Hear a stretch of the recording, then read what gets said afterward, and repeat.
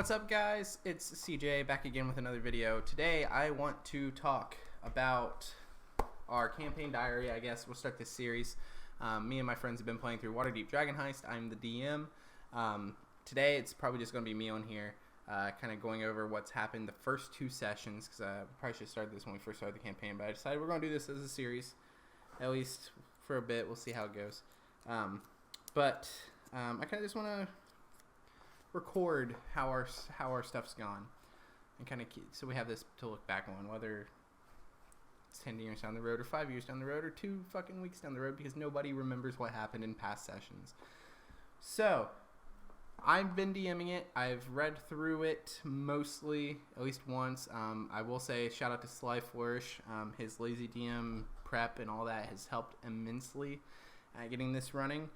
We're currently playing online with the COVID crap going on. I have a immunocompromised daughter, so we're kind of holding off on any in-person games, even though our area hasn't really been hit super hard by the pandemic.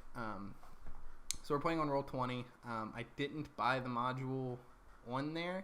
I did with Horde of the Dragon Queen, and I love it, but I just kind of was like, I'll just try and do it myself this time. And that might change. I might end up with it on Roll20 because it saves a lot of time. I'm not sponsored, by the way, unless Roll20 wants to hit me up. But it saves a lot of time having the maps and the information and everything right there in front of you all at once. But I already had the physical book, which I did for Dragon Heist 2, or not Dragon Heist, Horde of the Dragon Queen 2. But it helps immensely, especially with that one, because there's a lot in that first section in that city that it helps for having everything. But without further ado, let's get into this. Dragon Heist, so far, I love it. We are doing the summer arc. And I'm not going to get into too deep of spoilers because some of my players have problems keeping player knowledge and character knowledge separate. Just kidding. They're getting better about it. Start off, we did do a session 0, and that was one of the things that was brought up. That we need to keep player knowledge and character knowledge separate more. And so far, it's been good. So we did session 0 where I gave them, I'm sorry, I'm looking down, I'm looking at my notes. I started a notebook just for this campaign, but kind of flipping through my notes here too. We did session 0 and discussed background of Waterdeep, kind of what's going on. They're looking for a cache of 500,000 dragons, and I still have a couple players that still, when they hear dragon, they think actual dragon instead of the gold coin. So I'm kind of trying to get that through. That's what gold coins are called in Waterdeep, hence the Dragon Heist. There may or may not be actual dragons in this campaign, but hence the name. Explain to them that it's an urban investigation. There's not a lot of combat. Again, big shout outs to Sly Flourish and his lazy DM prep. It helped a lot in getting this stuff set up because I'm still a fairly new dungeon master. So session 0 helped with getting through, making sure everybody makes a character that fits the world that we're going to be playing in, the campaign that we're going to be playing in, and setting expectations, what everybody wants. And session 2, I may have let some players talk over others, but I don't think it was as bad as it could have been. But I had one player that wasn't super happy with some of the other players talking over him, but it is what it is. Hopefully I can do better next time. But other than that, explain that's what was 1 to 5, set our usual time and day that we want to play.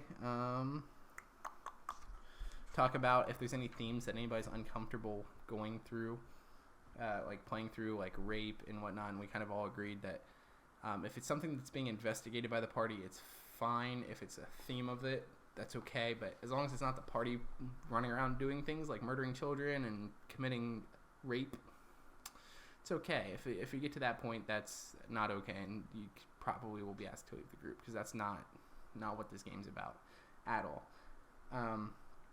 Talked about how we're doing XP, that it ends about level 5, and then we'll probably go on to do personal character arcs. See, talked about how we're going to handle absence. I know this hasn't gotten into it much, but this is just kind of ideas of what you want to do when you get started doing it. It helps to set expectations of what you expect from everybody, what everybody expects from you, what you expect in and out of game, like not using cell phone when we're in person as much, trying to stay focused on the game. I think we also discussed less metagaming, so character versus player knowledge, because I have one player that also DMs occasionally, and I think he's read the monster manual front to back probably about 18 times at this point. He knows everything. So homebrew monsters usually happen a lot in our group. Party needs to mesh morally, which still might be a little bit of a problem with some of the backstories. We'll just wait and see how that goes. Not talking over the DM, not, that kind of stuff.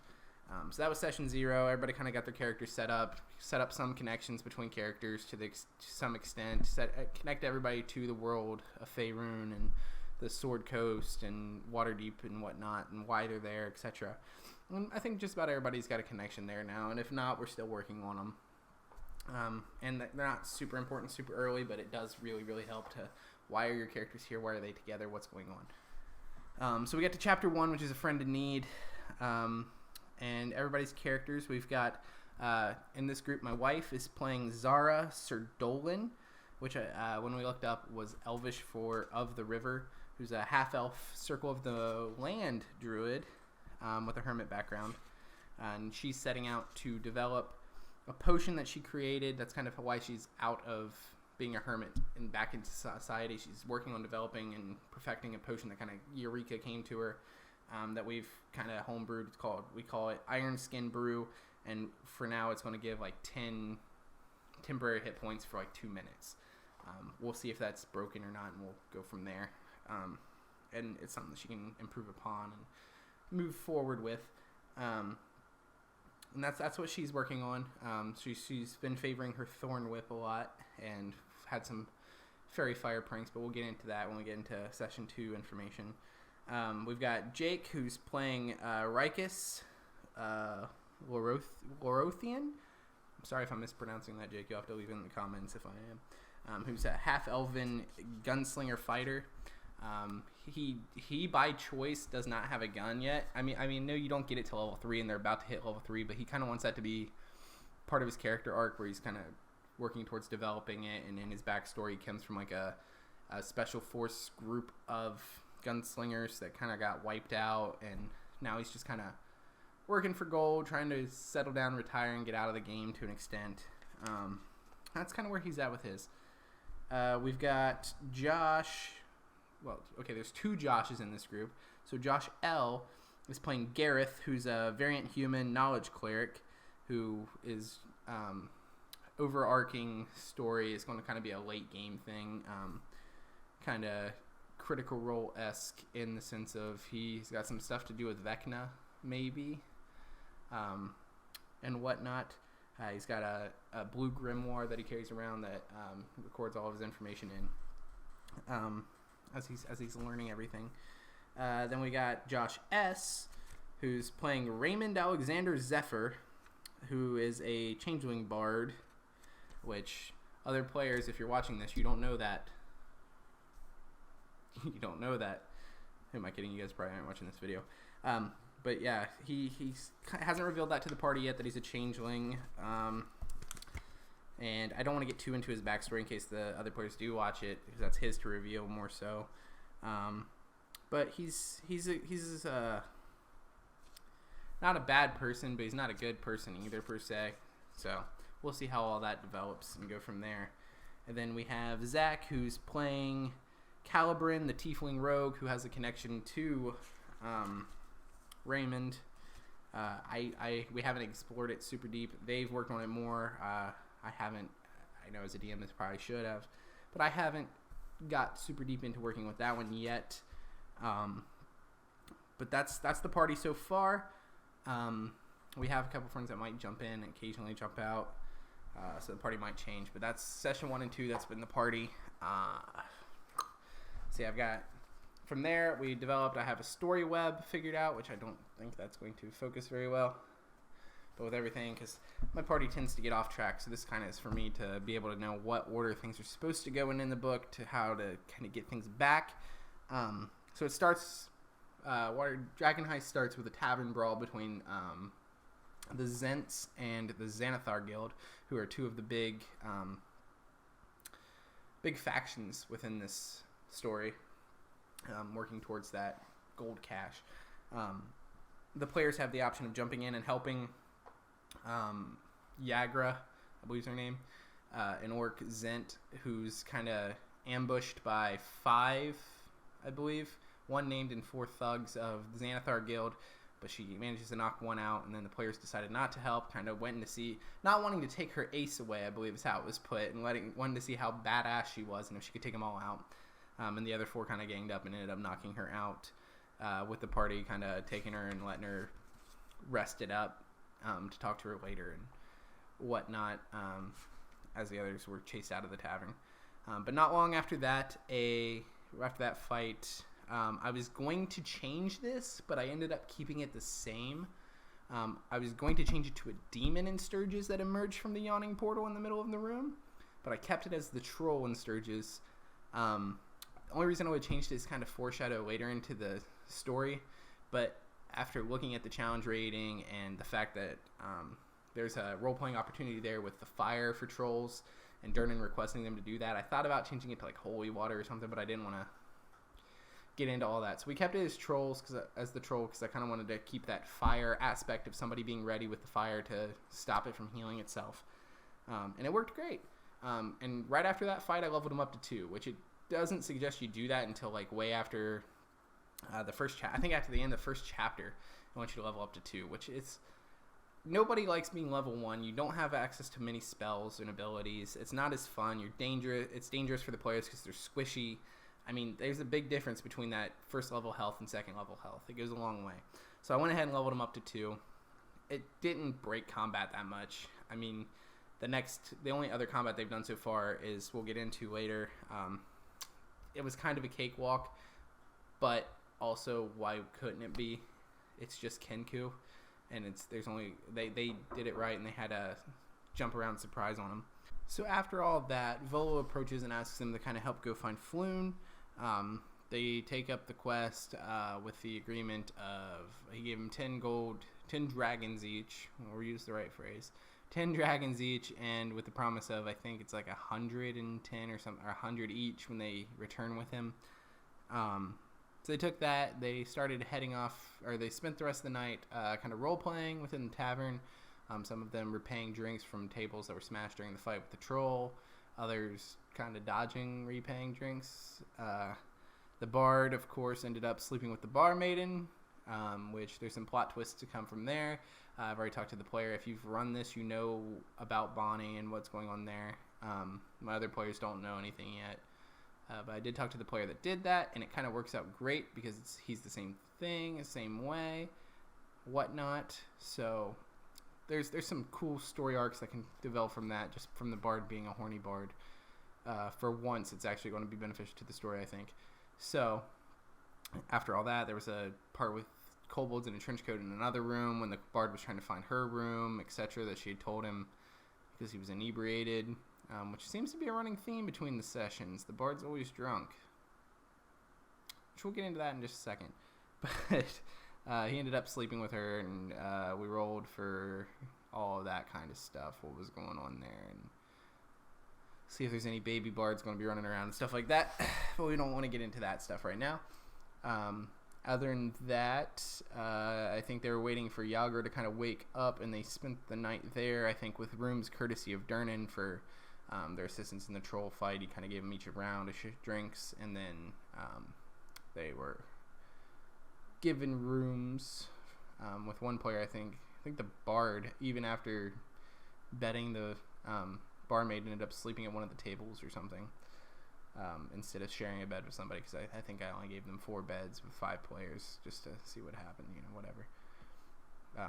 I mean, theoretically, if you gave them 2 rooms, there's usually 2 beds per room in most hotels that I've been in, at least, anymore. So that's how that went. Bard ended up doing all that. I think that was the majority of the first night's roleplay, other than the players talking to each other and discussing things and kind of getting an idea of what's going on with Floon. Getting all the information from Volo, which they all didn't love the Volo voice because I made him sound a bit more like a gnome. Because for some reason, I always thought Volo was a gnome. I think the reason is, when Volo's Guide to Monsters, he looks so small. But I guess my brain didn't take into consideration the fact that he's standing next to giants, and he's going to be small, especially because I believe those are storm giants, or maybe Frost. I don't know. I haven't read I have to read the inside cover about the art again. But it just he looks so small there that I for some reason assumed he was like a gnome or halfling. But according to the book, he is indeed a human. So, but I believe I did a voice kind of like this, so he sounds a bit like a book nerd anyway, which kind of fits. So that's Volo. That's that. They from there went out the next morning to go to the Skewered Dragon, where Floon had been last seen with Volo, and they discussed what their plans of actions were. They passed the old Zablob shop, the purple building with the beholder in the window, and made their way into the Skewered Dragon.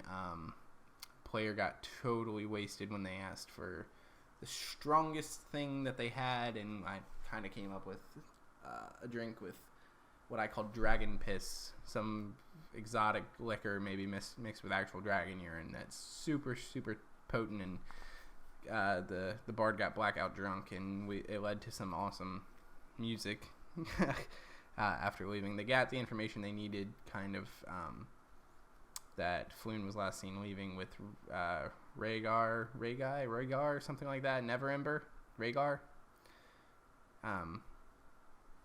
Yeah, I can't remember exactly how to pronounce his name. But they found out that he was there last. They left, and 5 men followed behind him. Also, before they got to the Skewered Dragon, they came across a gang fight, kind of setting the stage more for the fact that the Zents and the Xanathar are kind of like at open war at this point in the streets. It's getting out of hand. From there, they used the information that they got at the Skewered Dragon to find the abandoned warehouse of the Zents, with the snake on the door. Let's see, what else do I have in my notes? Well, on their way to the warehouse, they did stop into the Zablob shop, where the bard bought a magic key, which we'll see if that has anything to do with. I used the relics page, as it says in the book, from the player's handbook, and figured out some items that were in there. So you bought a magic key and a bubble pipe, so a pipe that blows magical bubbles, and that's all that one's going to do. Probably it's just a party favor at this point. And then they've made it to the warehouse. They dealt with the 4 Kenku inside. This is where I made one of my DM fuck ups, and I got a little ahead with the fact that they were breaking in, and I forgot to mention that on the inside when they broke in to fight the Kenku, that there were bodies from like the Zent versus Xanathar battle that had taken place here, which set the stage more for why Rhaegar, whatever his name is. Why can't I remember it? Rhaenar. I don't know where I'm getting the G from. Rhaenar, Neverember. Why he was in there, why they had Floon. They thought they were each other or whatever. They took the wrong one. With the Kenkus doing their different voices, they got all the information they need to proceed from there. They rescued him. The guards came in, with all the commotion. The bard escapes them with the others, kind of explaining, we saved him, and Rhaenar pulling his, little bit of power he's got, like, they saved me, I was kidnapped, this is what's going on, and the guard let him go with a copy of the code legal, so that they know they should not be breaking the laws in his city, which we'll see about that, how long that lasts.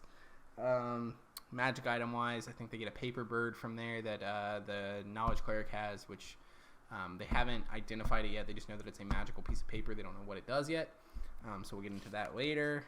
And I think that's about where we ended. After the warehouse, they made their way back to the Yawning Portal, did a little bit of role play, and that's kind of where the session ended.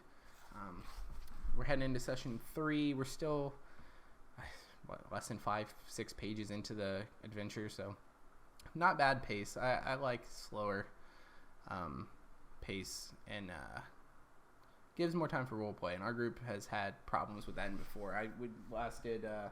Lost Mine of Phandelver, and I kind of railroaded a little too much, and it was more of like, we should go do the side quests before we do the main quest, so we're leveled up higher and we're ready for the final boss, and it was more like a video game than it was a role-playing game. So this helped a lot, and I'm shaking the desk there as I bounce my knee with ADHD apparently. But that's where that is. That's where we're at. Probably the next bit of this is going to be Tuesday. We play on Sundays, so hopefully Tuesday it'll be out, and hopefully I can get a couple of the players on here to talk about it and be a little more entertaining. It might be a little bit more of like a podcast style, just talking over what happened in the session and going over it all. If you guys enjoyed it, let me know in the comments below. We might do character like videos explaining each character as we go. I think it'd be fun, even if it's just for us as players. Even if there's not really much interest in it, I think it'd just be a fun thing to do for our group. If you guys liked it, hit the like button below. I think we got like a real big skewed version of numbers of who's subscribed and who's not that watch the video, so I'd appreciate it very much if you could hit the subscribe button down below. If you really feel generous, hit that ring the bell, and you'll get notifications each time we upload. It's not super consistent, but I'm trying this week especially. We'll hopefully have a video every week, or a video every day this week, and I'd like to do that more consistently. So that's that. Tomorrow will probably be part 4 of the Homebrew Pantheon, and Sunday might be a special video. We'll see, something new. Depends on how it goes, on if that's Sunday or if it gets pushed to later in the week. But it's something that I've been talking about with some of my friends for a while, and it has to do with character backstories and stuff. So, other than that, I hope you guys enjoyed the video, and I'll see you guys next time. Be good to one another, and have fun. Today's video is brought to you by our friends over at Found Familiar Coffee. They're makers of some amazing Dungeons & Dragons themed specialty grade coffee that features some amazing Dungeons & Dragons style art right on the packaging. They aim to provide more than just caffeine during your early mornings and late night sessions. They're amazing at helping to support the community that we are all a part of, from content creators like us to the amazing artists they feature on over 2/3 of their products. Please hit the link in the description to check them out and support us all at the same time. You can use code CRITHAPPENS, all one word, to get 10% off your purchase.